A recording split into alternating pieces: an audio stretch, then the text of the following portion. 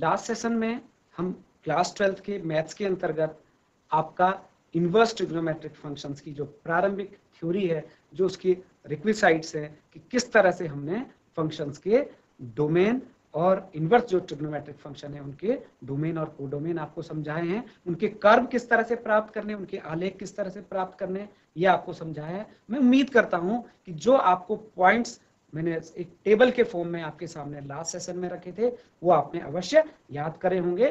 तो उसी क्रम को आगे बढ़ाते हुए 3-4 महत्वपूर्ण बिंदु आपकी पाठ्य पुस्तक में हैं, उनको मैं आपकी स्क्रीन पर रखना चाहूंगा। दरअसल ये मील का पत्थर है प्यारे बच्चों, ये आपको अच्छे से याद रखनी है। आपको पढ़ाते हुए यद्यपि मैंने बीच बीच में इनको भी डिस्कस करा है कि जब साइन इनवर्स एक्स आपके सामने कहा जाए, पॉइंट नंबर 1 आप देख पा रहे होंगे।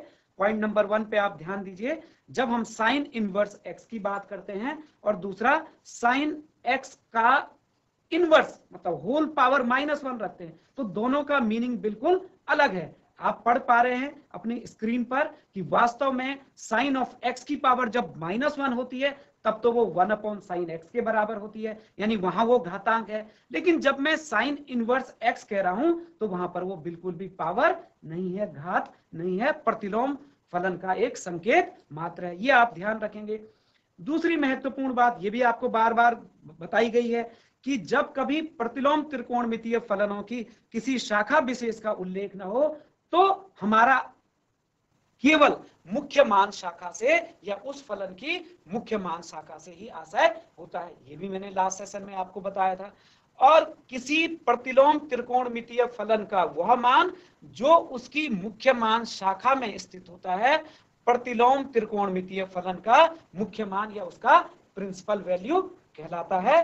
तो अब आगे के डिस्कशन के लिए मैं एक्सरसाइज पे आता हूं। एक्सरसाइज 2.1 को स्टार्ट करते हैं। Question number 1, sign inverse of -1/2, यानी इन निम्नलिखित के मुख्य मानों को ज्ञात कीजिए। यानी साइन इनवर्स ऑफ -1/2, इसको हमने मान लिया y कह दिया, इसको से y। तो अब इसको किस तरह से सॉल्व करेंगे? दोनों तरफ अगर मैं साइन ले लूं तो क्या कहा जाएगा भाई? Sine inverse of -1/2 equals to sine of y, या यूं इसको शॉर्टकट में कहें कि इसको इस तरह से लिख सकते हैं। इसका अर्थ यह होगा कि sine of y equals to -1/2। तो sine of y equals to -1/2 जब मैं आपके सामने कहता हूं तो अब हमने विचार करना है कि -1/2 में अगर माइनस को हम थोड़ा देर में साइड लाइन भी कर दें तो 1/2 किसके साइन की वैल्यू होती है? विचार कीजिए, 1/2 किसके साइन की वैल्यू होती है? साइन y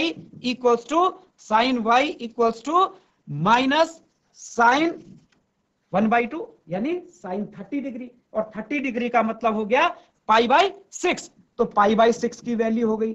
लेकिन इसको कंपेयर तब तक हम नहीं कर सकते जब तक कि ये माइनस साइड लाइन ना हो जाए। इस माइनस को किस तरह से हम एडजस्ट करेंगे?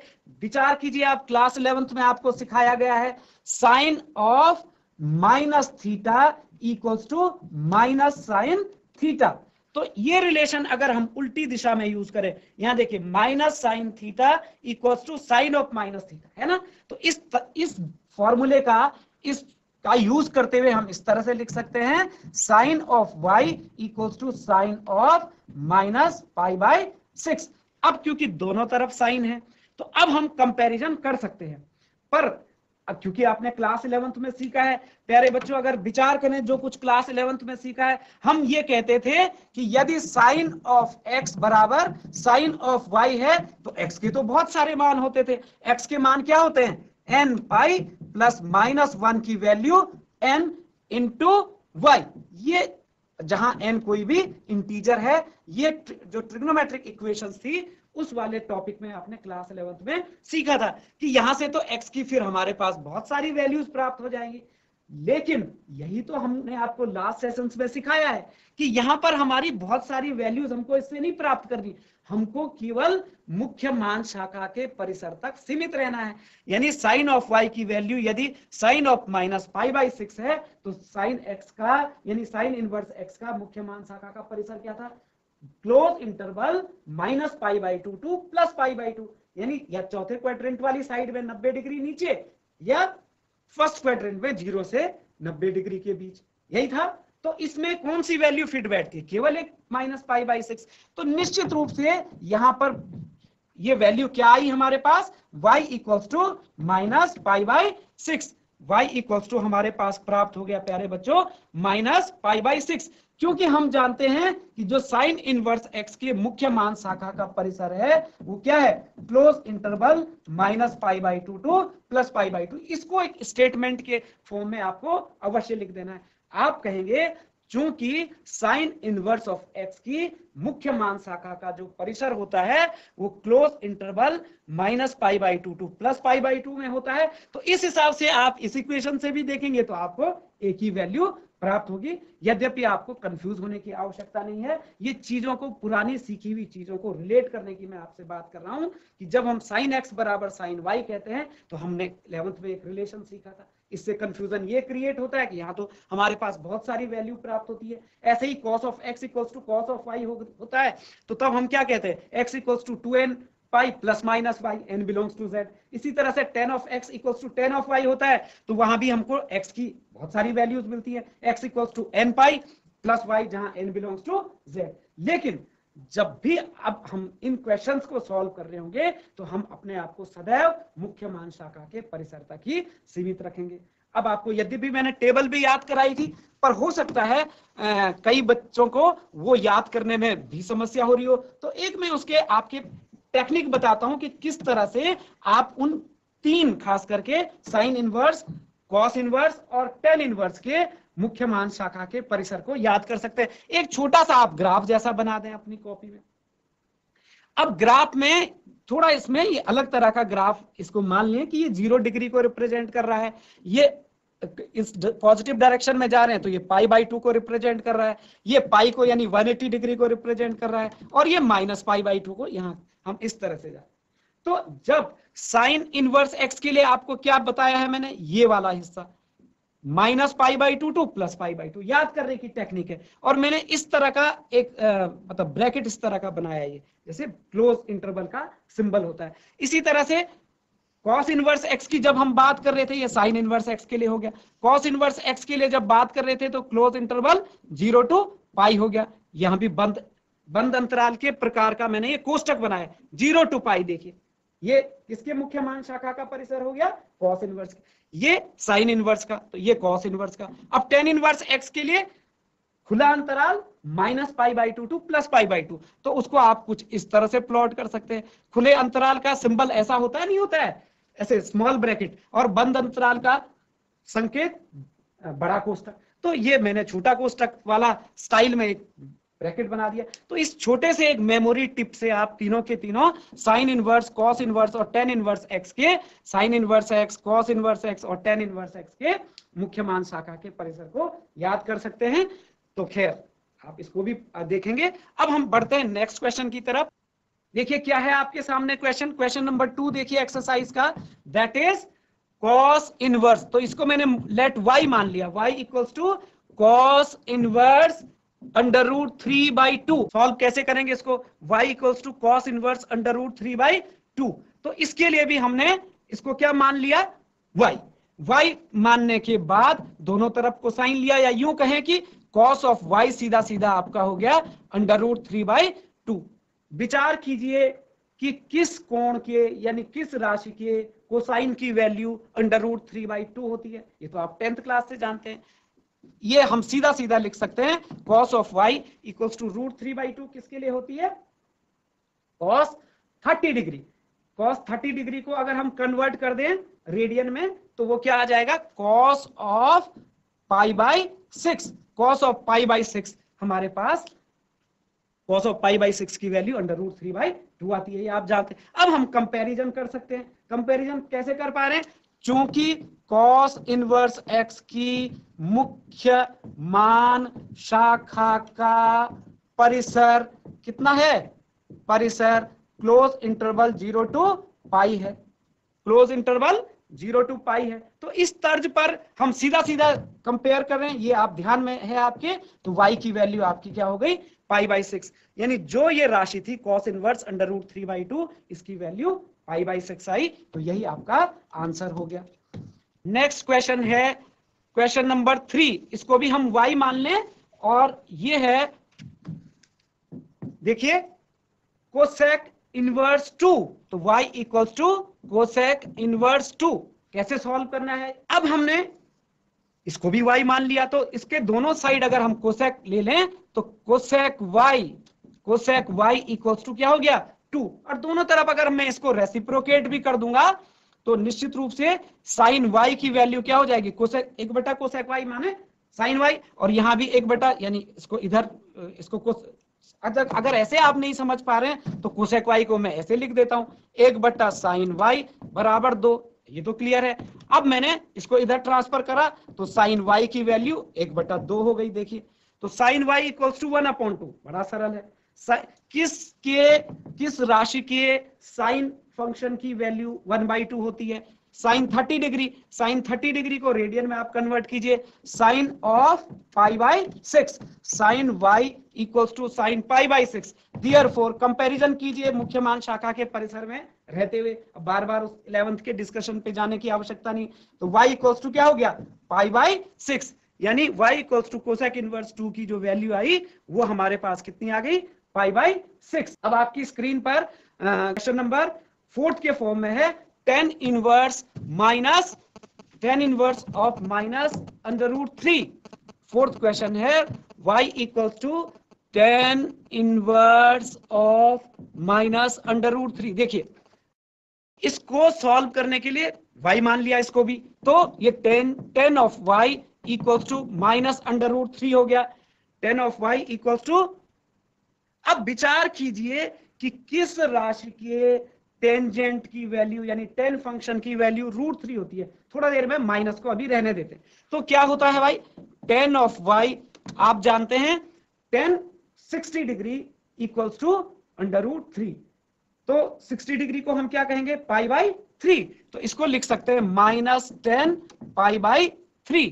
तो अभी कंपैरिजन तब तक नहीं हो सकता जब तक कि हम इस माइनस को एडजस्ट नहीं कर देते। और आपने 11th क्लास में ये भी फॉर्मूला पढ़ा था कि -10 of x equal to 10 of -x, यानी चौथे क्वाड्रेंट में देखा जाए तो 10 ऑफ x की मतलब -10 ऑफ x की वैल्यू 10 ऑफ -x के बराबर होती है। ये आप क्लास 11th से जानते हैं। तो इस फॉर्मूले के अनुसार हम इसको एडजस्ट कर सकते हैं। This implies that 10 of y equals to 10 of -π/3। अब दोनों तरफ आप कंपैरिजन कर सकते हैं, ये ध्यान रखते हुए कि परिसर के हम कहीं बाहर तो नहीं चले गए, बिल्कुल नहीं, क्योंकि यहां पर जो राशि -π/3 है वो ओपन इंटरवल -π/2 टू +π/2 के मध्य ही है, यानी हमने उसका वॉयलेशन नहीं किया है, कंपैरिजन किया जा सकता है। Therefore y equals to -π/3। यहां पर आप वही बिंदु कोट कर सकते हैं, चूंकि tan इनवर्स ऑफ x की मुख्य मान शाखा का परिसर खुला अंतराल -π/2 टू +π/2 होता है। क्वेश्चन नंबर 5 है, लेट, इसको भी मैंने y मान लिया, और जो वैल्यू है क्या है, cos इनवर्स -1/2, cos इनवर्स -1/2, इसको भी y हमने ले लिया। अब दोनों साइड आप कोसाइन ले लीजिए, या यूं कहिए कि cos ऑफ y, अगर y cos इनवर्स इतना है तो cos of y equals to -1/2। तो हम ये जानते हैं प्यारे बच्चों कि 1/2 किसके कोसाइन की वैल्यू होती है, 1/2 किसके कोसाइन की वैल्यू होती है। विचार कीजिए किसके कोसाइन की वैल्यू होती है, this is cos of 60 degree, and 60 degree is π/3, तो 60 डिग्री कितना हो गया, cos π/3। बस यहीं पर आपको थोड़ा सा विचार करना है, क्योंकि cos of -θ equals to cos theta नहीं होता, cos ऑफ -θ तो प्लस cos थीटा हो जाता है।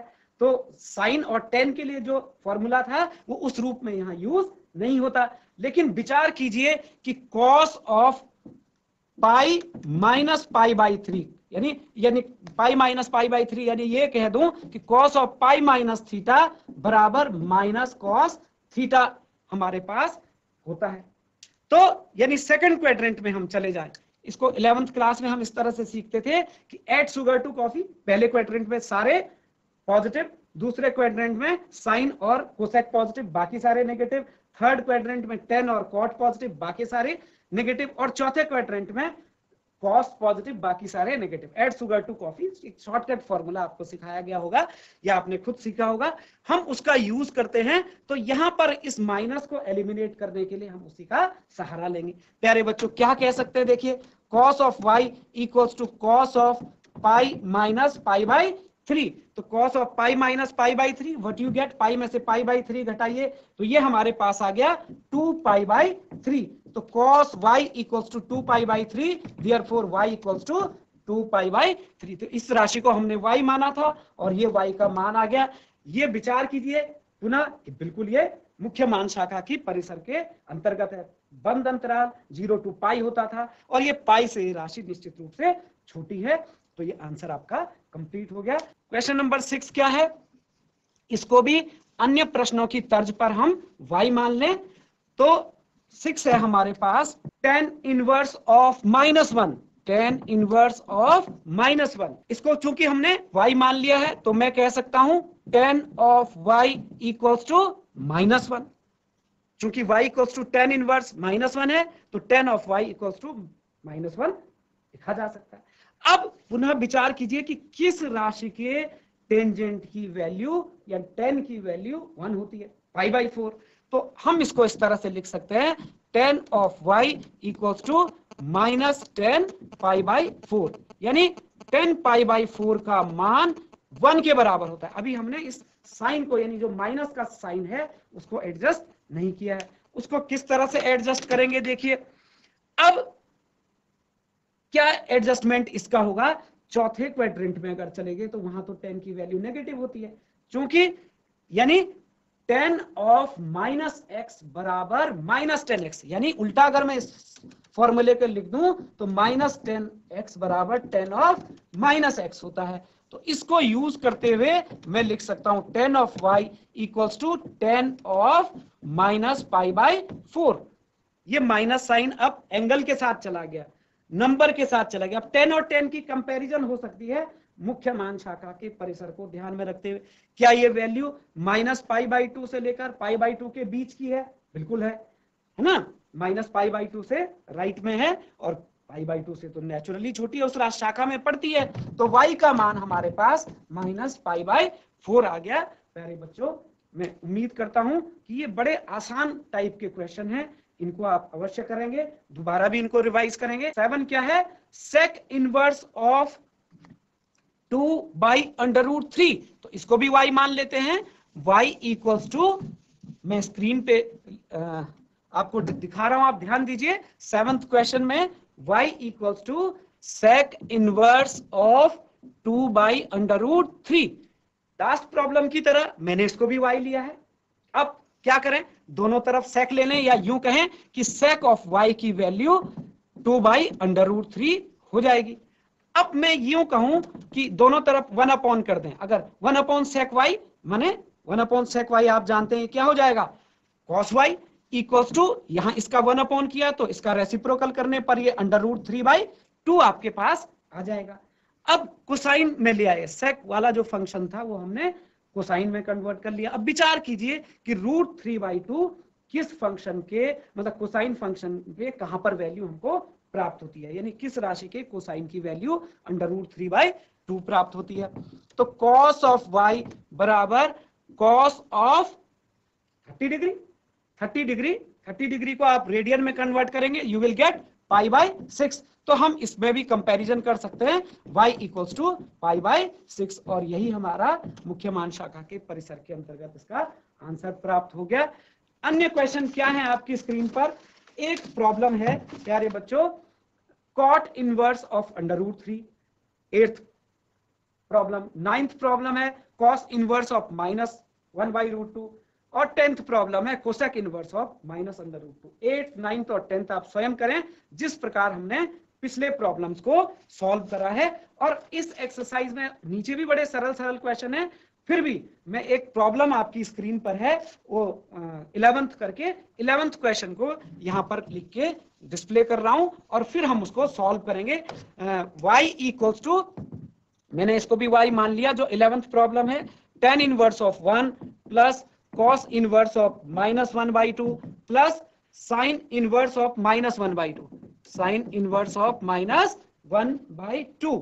आपके स्क्रीन पर जो फ्लैश हो रहा है उसमें साइन और थोड़ा सा ब्रैकेट साइड आपको दिख नहीं रहे हैं, पर मैं यहां पर उस प्रॉब्लम का जो एक्चुअल फॉर्म है वो लिख के दिखा रहा हूं। प्यारे बच्चों, इसी तरह से इसमें थोड़ा डिस्प्ले में यहाँ पर प्रॉब्लम है, ये बाकी के प्रॉब्लम्स जो मेन क्वेश्चन है वो इस तरह से आपकी स्क्रीन पे मैंने यहाँ पे बोर्ड पे लिख दिया है 11th क्वेश्चन, और इसको सॉल्व करना है, वही बात मुख्य मान शाखा के परिसरों को ध्यान में रखते हुए। तो कैसे हम इसको सॉल्व करते हैं, अब आपने काफी अभ्यास कर लिया है। tan इनवर्स ऑफ 1 की वैल्यू बताने के लिए आप जानेंगे कि क्या होती है, tan 45 डिग्री की वैल्यू 1 होती है, यानी tan π/4 की वैल्यू 1 होती है, तो tan इनवर्स ऑफ 1 का वैल्यू निश्चित रूप से क्या हो जाएगा, π/4।